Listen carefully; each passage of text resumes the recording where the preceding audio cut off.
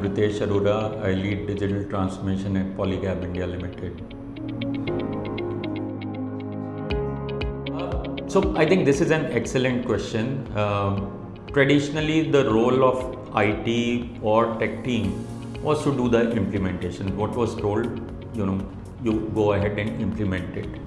But with this whole digital coming in, and we talk about transformation. We no longer talk about implementing some projects.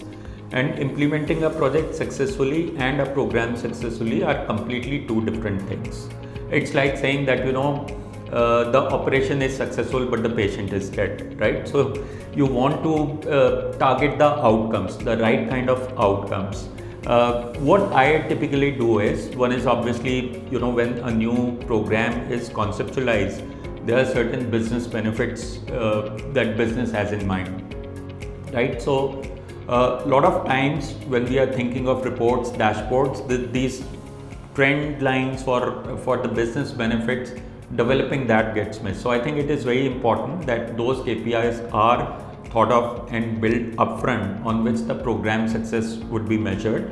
And a lot of times the challenge comes that you are not sure whether, for example, if you are doing a program and you say that this should help in revenue growth, but revenue growth can happen on account of multiple things, right? It's not just a digital. So how do you measure that? So one thing that I strongly believe in is customer net promoter score. I strongly believe that NPS is an excellent surrogate for digital helping in top line and bottom line growth. So one is that, and when you start off a project, obviously these NPS growth numbers don't come immediately. The first step is to drive the adoption of the platform. So setting those adoption KPIs, agreeing those adoption KPIs with business is equally important. Tracking those, and in case the adoption is not going up, then doing a root cause analysis and addressing the corrective measures for those issues is extremely important. So this is how I approach this issue. I think there are plenty of challenges, to be honest. I think the job of a digital leader is essentially to solve for these challenges. I think delivering the projects and the customer-centric approach that I spoke about, once that process is set, it happens on its own once you have the right team and team members in place. But I think the larger challenges that an organization faces, one is the top leadership, the CEO, the CFO, the board members, they have to be totally convinced about digital, which I think now by and large there are. But I think the challenge comes when that urgency of digital has to be communicated through senior management, middle management, and junior management also. So I think that entire piece of creating a buzz around digital, making it a bit exciting and getting all the stakeholders on board is very, very important. So I think the top-down approach from a culture perspective and acceptance that this needs to be done, I think that is one of the most important challenges that needs to be overcome. And I think one big role of a digital leader becomes this stakeholder management, working with the top management and figuring out ways and means. And every organization is different, the cultural DNA is different, and it's not that one size fits all. So you need to customize that approach for each and every organization. Second is, obviously, digital is not cheap. It costs money. The platforms are expensive. Good quality resources come at a cost. There is a huge demand for digital. Getting manpower is very, very difficult. So within the established salary structures and other corporate norms, a lot of times digital talent who is used to very, very flexible policies at various startups and IT companies, attracting them is a challenge. But there is a good story at this end also, because when you work for a brand, for a brand that is not in IT, which is in an industry, you get to see the benefits of what you are doing. So that is a very, very big sales pitch to the prospective employees. So and then you have to work on the policies for specifically for the digital team to counteract the talent acquisition challenge. And finally, like I briefly mentioned, that it's not cheap. So from a money commitment perspective, that is equally important, because if you want to do something breakthrough, something big, it's important to commit to those projects. Yeah, so I'll share my philosophy, right? And and again, it is different for a product partner, a platform partner, and an SI partner who is going to do the implementation. So when I am looking at a platform partner, so one of the important criteria for me is the focus on machine learning and artificial intelligence, because a lot of platforms which are for transactions, be it distributor, retailer, there are umpteen number of platforms.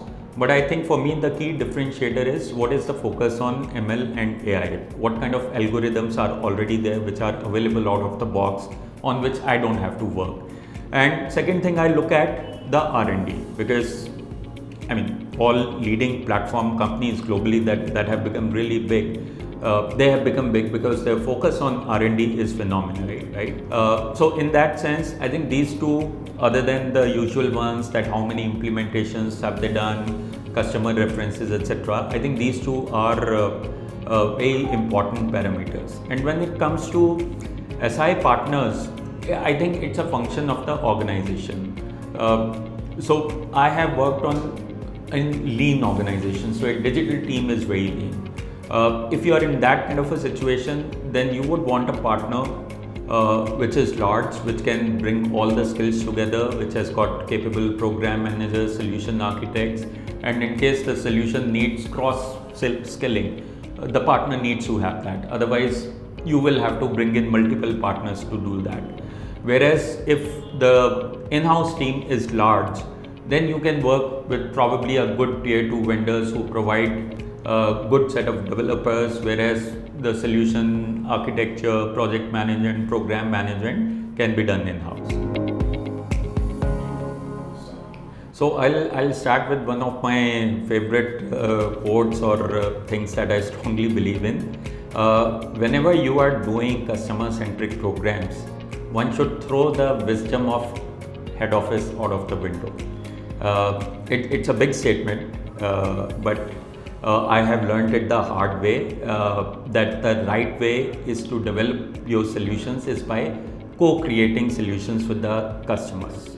So the ideal process would be to do design thinking for each and everything, but obviously you can't do that. It's expensive, it's time consuming. You can do it only for certain turnkey or kind of projects where insights are lacking, right? So the approach I typically use is something I like to call it as an advisory panel. So any program, any development, when I start, for example, if we are doing a program for, let's say, for the distributors, then I pick up 10 distributors, and these are hand-picked distributors who are savvy enough to give the feedback. And these 10 should represent the big distributors, the small distributors should come from various regions, so that you have a good cross-section of the distributor community and representation of the entire community. And then you do kind of FGDs with them, where you thrash out the requirements with them, understand their pain points, and post that you finalize the requirements. And then before you start development, you do wireframing, and those prototypes, you take it again to this advisory panel and basically take their feedback, because once they have a visual stimulus, the kind of feedback that comes is even richer. And once your program is ready, then these 10 become your pilot customers also, because they are already invested. they feel like that they have contributed to it. So the quality of pilot also improves significantly. So instead of picking up distributors who are not really invested in the success, these people are invested in the success. And once you have sorted out all the bugs and issues and you feel that it's a stable platform now, then you take testimonials from this advisory panel and you use this testimonial in your communication to all the customers or distributors or sales team across India. So it already builds an excitement that something new, interesting, which has been tried and tested is coming, and it just makes the job of driving adoption much easier.